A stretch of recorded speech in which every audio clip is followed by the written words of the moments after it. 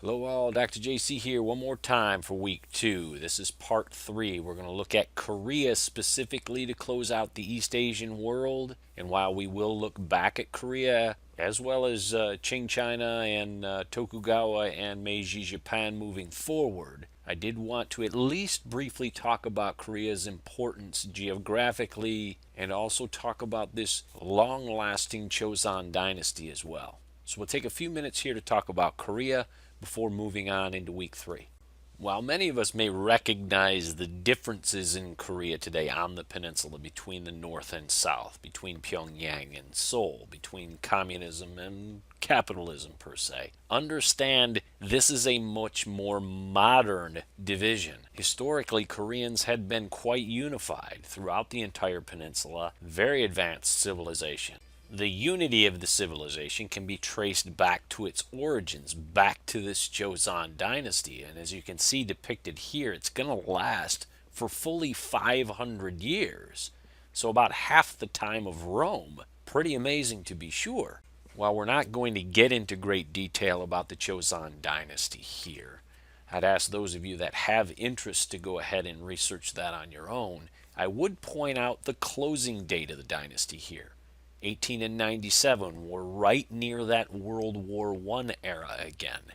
So just as we're going to see changes in the Ottoman Empire, changes in the Qing Empire, changes from Tokugawa to Meiji Japan, we're going to see changes here in Korea as well. So hopefully I'm whetting everyone's appetite to what in the blue blazes is going on at the end of the 19th and early 20th century that's causing civilizations to crumble and rise. We'll talk about that moving forward. Well, we'll talk about the Joseon dynasty decline as we move forward. As a way to sort of foreshadow here, I want you to think geography. The Korean peninsula is that toehold right on the Asian continent. There's a country to the north called Russia that's always looking for warm water ports. What better place to have them than Korea? There's a place to the west called Qing China that might be envious of some of the technological advancements that are taking place in the Joseon dynasty. Maybe they're looking to feed. And how about the Japanese to the east? They're an island nation. What better place to get a toehold on the continent to either go after Russia or go after the Qing than to take over Korea first? Geography is not going to be a friend of these people, and we'll return to this as we move forward throughout the course. The first of these major incursions into Korea is going to be led by Japan. It's going to take place at the end of the 1500s, and in fact, it's going to be led by one of Japan's great unifiers, Toyotomi Hideyoshi. This is that Toyotomi clan. Toyotomi clan is the clan that's going to spar with and fight with Tokugawa Ieyasu's clan at that battle of Sekigahara. And you say, well, what in the blue blazes is Toyotomi Hideyoshi doing in Korea? Why would he be there? Well, it's important to remember what Toyotomi Hideyoshi was trying to do. Toyotomi Hideyoshi is trying to create a national sentiment. What better way to get rid of internal divisions?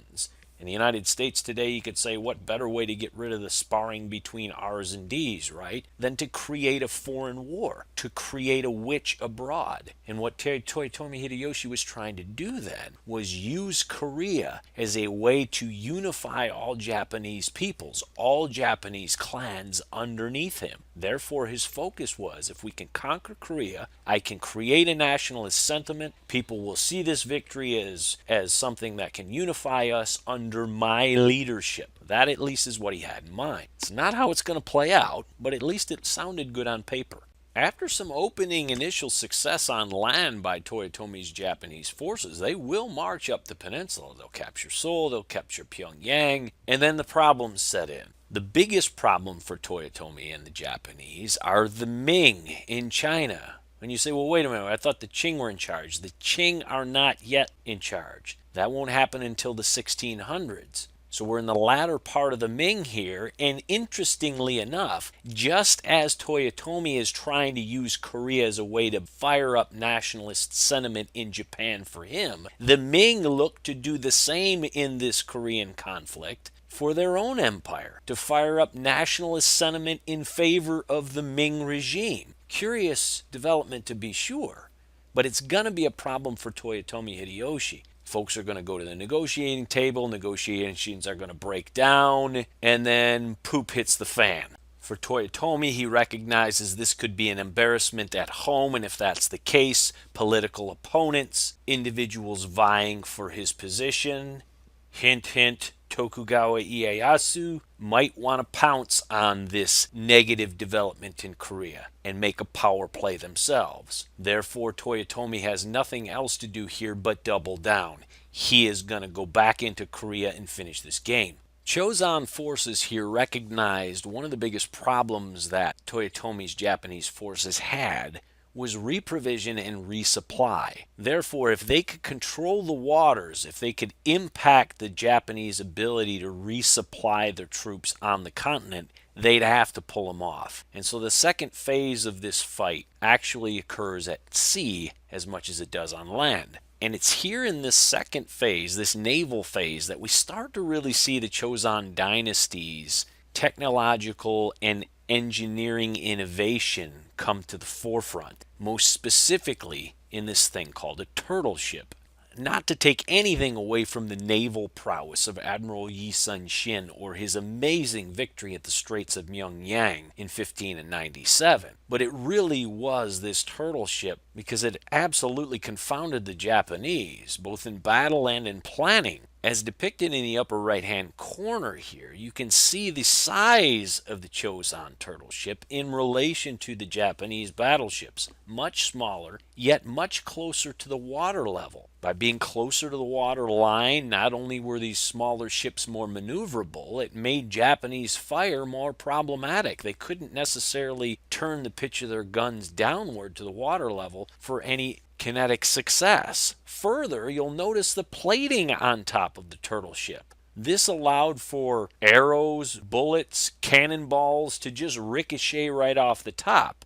Notice too, they went a step further and put little spikes on the plating. This would keep Japanese soldiers from boarding the ships as well. Simple design, simple engineering, ridiculously effective. And sometimes the KISS principle applies, right? Keep it simple, stupid. The Choson dynasty did, and this is going to cause the Japanese all sorts of problems. Despite the Choson dynasty's success at sea, it really was the death of Toyotomi Hideyoshi. He will die in September of 1598 that causes the Japanese to withdraw from Korea. And thus the Japanese designs to capture Korea and then move into Ming China would be put on hold. And at the end of all this strife and travail, none of the sides really won. The Toyotomi clan is going to wind up losing power to the Tokugawa clan under Ieyasu at Sekigahara. The Ming will fall to the Qing, and the Choson dynasty will be weakened from within because of this invasion, because people now are fearful that their government might not be able to protect them. So all three sides are going to suffer as a result of this. As a way to close out this lecture on Korea specifically and the East Asian world more generally, and before we head next in Lecture 3 to Western Europe, we're going to talk a little bit about this Renaissance, this scientific revolution, Age of Enlightenment, the Age of Sail, the opening of the New World. We'll talk about that next. I wanted to whet everyone's appetite, especially our World War II historians out there, with this little piece of information.